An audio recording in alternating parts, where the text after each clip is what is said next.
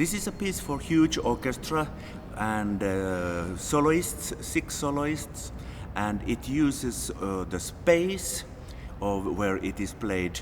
We have also electronics, amplification, etc. So it's one of those pieces where I really wanted to combine into music the use of space and the way of moving sound in space. So I would say the title also, Power, it's all about compressing, getting things together, make them go out, come back. So it's a big breathing beast, the piece itself. Kraft is a very straightforward piece in the sense that everything is written. There is not a single note of improvisation. So it's all written in the traditional way of a Beethoven symphony. So evidently with these unusual sounds and the movements, etc., the focus has to be on being precise and then inside the precision doing the music and get the force.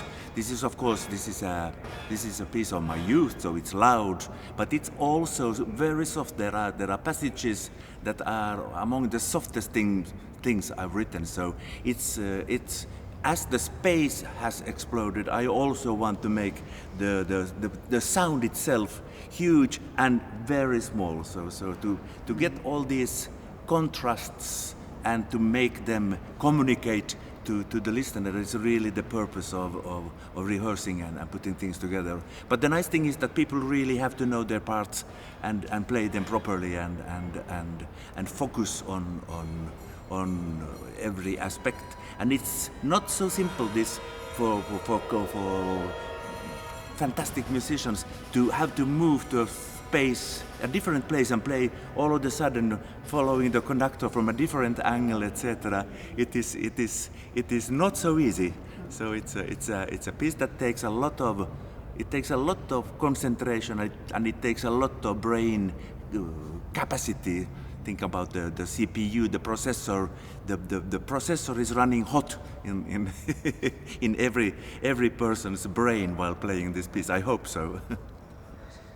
Oh, this is fantastic. I've now come here, heard half of the orchestra rehearsing, and the setup here is absolutely stunning. I love this space. This is the perfect kind of place for playing this piece. It has been over the years for me important. Of course, we have played this in great concert halls, but this is a piece that you can take out from the concert hall and play in different spaces. We have even played it outside, which works quite well. But a place like this, which has that urban feeling, memories of it, and here with the beautiful museal objects, the fire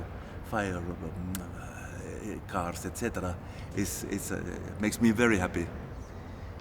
It's already fantastic. I was so thrilled when Ernest Izquierdo Martínez came up with the idea of doing it in your beautiful school and getting to play this work with young musicians who come to this.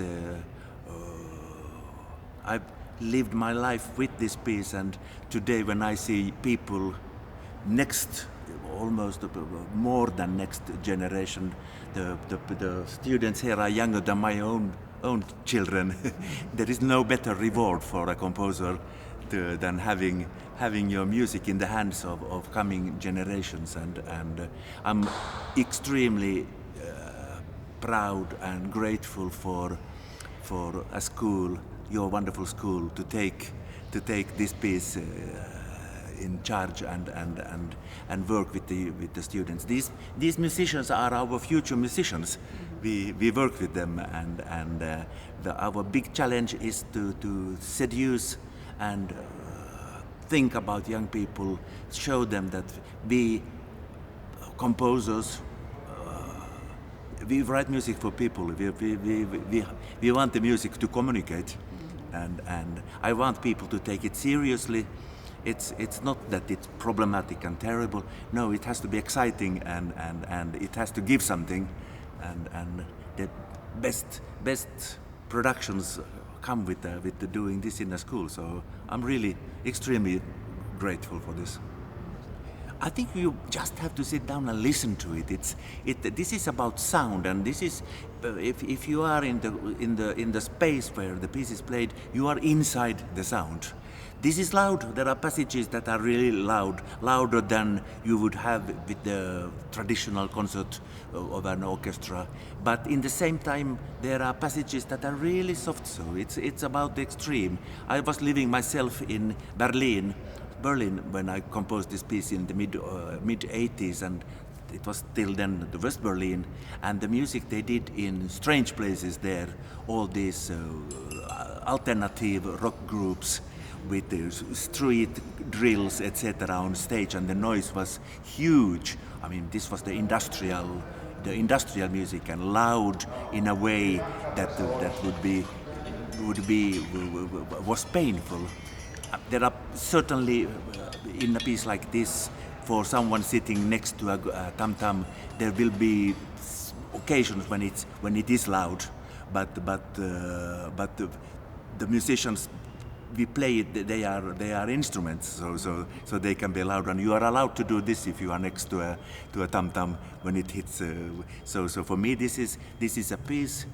I was absolutely fascinated by the sound the rock groups did in those days, and I thought, why can't we do this with the classical? Why should I have to be academic with everything? So I wanted really to dig into sound. And just a funny anecdote about this piece. It was commissioned for the Hèlsinki Festival in 1985, and it was commissioned as a piano concerto, and it gradually grew and grew and grew. So when the day I showed the piece to the then festival director Veijo Varpio, he was bleak,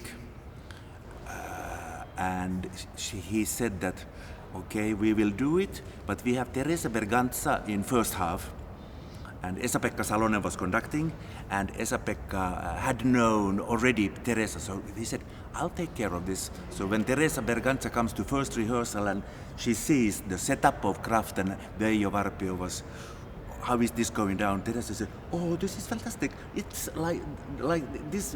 This is how it looks in my kitchen every day. And she loved it. And the concert was fantastic because evidently the hall was sold out because of Teresa Berganza, and people who stayed for second half, they were okay. This is also possible. So that's the way music. We present music for people to experience something. That is the dream of. That's the sort of primus motor for keeping going.